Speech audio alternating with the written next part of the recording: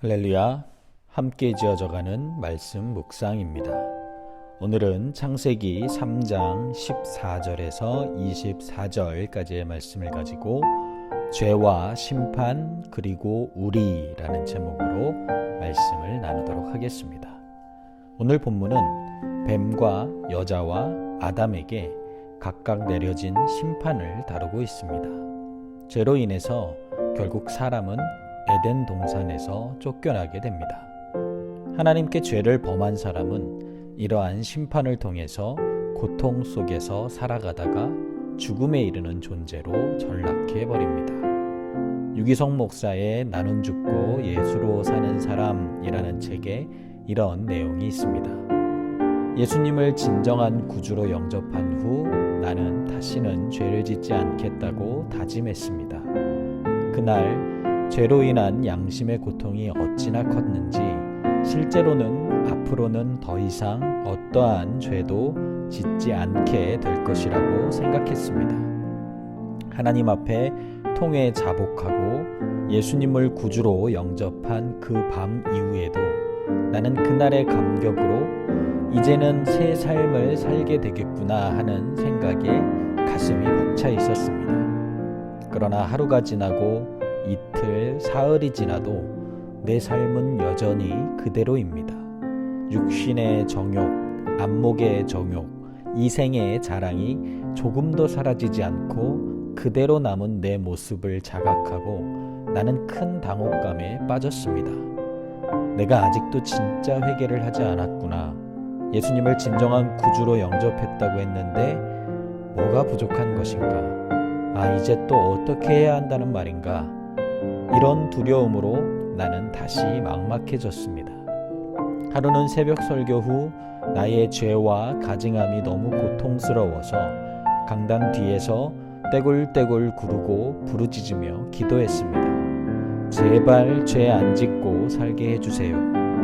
그런데 며칠 뒤 한 교인이 이렇게 말했습니다. 목사님이 기도하는 것만 봐도 은혜가 됩니다. 강단 뒤편에서 제가 몸부림치며 기도하는 모습을 보니 은혜가 된다는 것입니다. 이 경험을 통해 알게 된 사실이 있습니다. 목사도 결코 죄에서 자유로운 존재가 아니라는 것과 예수 믿고 회심했더라도 사람은 여전히 죄를 짓는다는 것입니다. 이 문제를 해결하기 위한 방법이 회개입니다.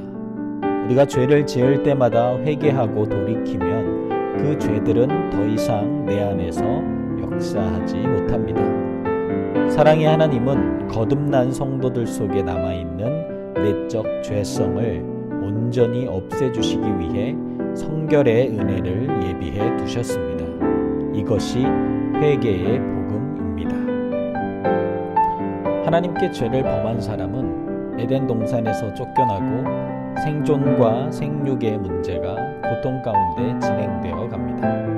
사단의 유혹에 넘어가서 죄를 짓게 된 그 결과는 엄청난 심판의 후폭풍을 가져오게 된 것입니다.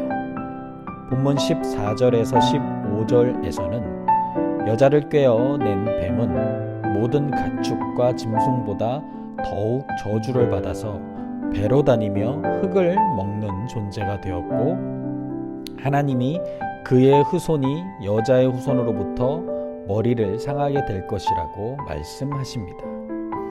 머리가 상한다는 것은 죽음을 의미합니다. 하나님은 여자의 후손으로 예수님을 보내시고 그분을 통해서 사단의 권세를 멸하십니다.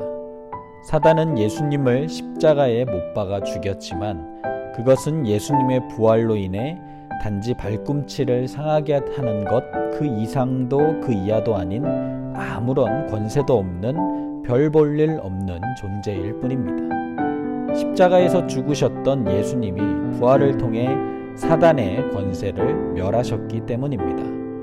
그리고 다시 오실 주님으로 인해 사단은 완전히 멸망할 것입니다. 물론 사단은 예수님이 재림하시는 그 순간까지 이 땅에 존재하면서 사람들이 죄를 짓도록 유혹할 것입니다. 그러나 사단은 그리스도인들을 사망 아래에 놓이게 할 수 없고 주님이 재림하시면 완전히 멸망당할 존재입니다. 사망을 이기시고 부활 승천하셔서 성도들을 붙들어 주시고 보호해 주시는 예수님의 권세를 사단은 절대로 이겨내지 못하기 때문입니다. 그러므로 우리는 다시 오실 주님을 기다리며 우리에게 보내주신 성령을 의지하여 사단을 대적함으로 죄의 유혹을 단호하게 물리쳐야 합니다. 이미 주님께서 승리하신 싸움입니다. 사단의 교묘한 속임수에 흔들리지 않고 이미 승리하신 예수님의 그 보혈을 통해서 담대히 승리의 삶을 살아가는 저와 여러분들이 되시기를 주님의 이름으로 축원드립니다. 본문 16절에서 19절은 하나님께서 주신 복을 잃어버리게 된 사람에 대해서 기록하고 있습니다. 하나님은 사람을 창조하시고 그들에게 복을 주셨습니다. 땅과 모든 생물들을 다스리게 하셨고 먹을 것을 풍성하게 허락하셨습니다.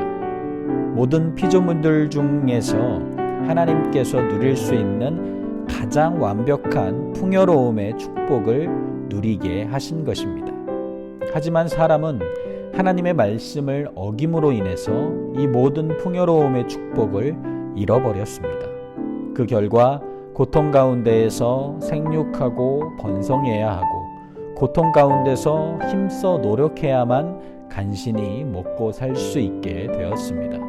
또한 흙으로 돌아가는 죽음까지도 맞이하게 되었습니다. 범죄를 한 후에 하나님처럼 될 것이라는 그 사단의 말과는 전혀 다른 결과가 기다리고 있었던 것입니다. 한평생 고통 가운데서 살다가 죽는 존재가 되어버린 것입니다. 죄는 한 사람 아담으로 인해 세상에 들어왔고 그로 인해 모든 사람이 사망에 이르게 되었습니다. 하나님께서 본래 사람에게 생육하고 번성하게 되는 축복을 주셨지만 죄를 범하게 된 후로부터는 축복은 떠나가고 고통만 남게 된 것입니다.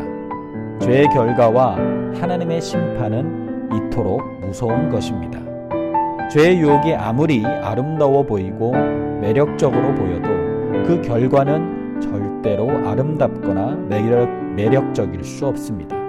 죄의 결론은 오직 죽음일 뿐입니다.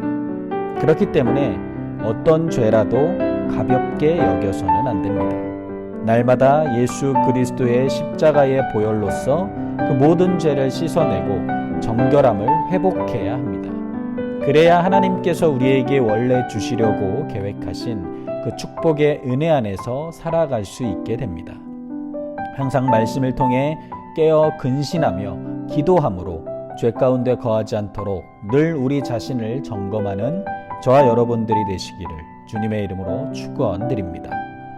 본문 20절에서 24절에서는 아담과 하와가 결국 에덴 동산에서 쫓겨나 추방당하는 장면이 나옵니다. 여기서 중요한 것은 하나님이 생명나무에 접근하는 것을 금지하셨다는 것입니다. 동산 동쪽의 그룹들과 두루 도는 불칼을 두셔서 생명나무로 가는 길을 아예 원천 봉쇄하셨습니다. 생명나무에서 나오는 열매를 먹는 것과 영원한 생명이 연결되고 있기 때문입니다. 아담과 하와의 불순종함으로 그들이 생명의 길이 아닌 죽음의 길을 선택했음을 보여주고 있습니다. 죄는 하나님과 우리 사이를 갈라놓습니다. 아담과 하와는 하나님의 영광이 가득한 에덴 동산에서 하나님의 대리자로서 만물을 다스리며 살았지만 이제는 그럴 수가 없게 되었습니다. 죄를 범한 사람은 거룩하신 하나님을 마주대할 수 없고 에덴 동산에서 쫓겨날 수밖에 없습니다. 하나님과 교제하며 살아갈 때 누리던 만족과 기쁨과 평안을 모두 상실하게 된 것입니다. 이처럼 죄인의 삶은 허무하고 가치 없는 삶일 뿐입니다. 그러나 하나님은 우리들을 이러한 죄인의 삶 속에만 방치해 두지 않으셨습니다. 예수 그리스도를 보내주셔서 주님을 통해 다시금 회복을 허락해 주십니다. 예수님을 통해서 의와 평강과 희락을 맛볼 수 있도록 은혜를 베풀어 주십니다.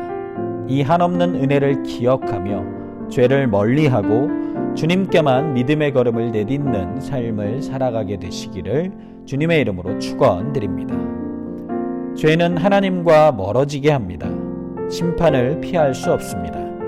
그러나 우리에게는 예수 그리스도의 십자가 보혈의 공로로 인해 죄사함의 은혜가 이미 주어졌습니다. 그리스도인은 이 은혜로 말미암아 다시금 축복의 존재로 회복된 하나님의 자녀입니다. 예수 그리스도를 통해서 죄의 심판에서 벗어나 원래 우리에게 주어진 풍성한 축복을 회복한 사람들인 것입니다. 죄의 유혹을 가져오는 사단에게 우리의 자리를 내어주지 않도록 날마다 주님의 은혜를 기억하고 말씀과 기도로서 하나님의 인도하심 속에서 살아가는 저와 여러분들이 되시기를 주님의 이름으로 축원드립니다.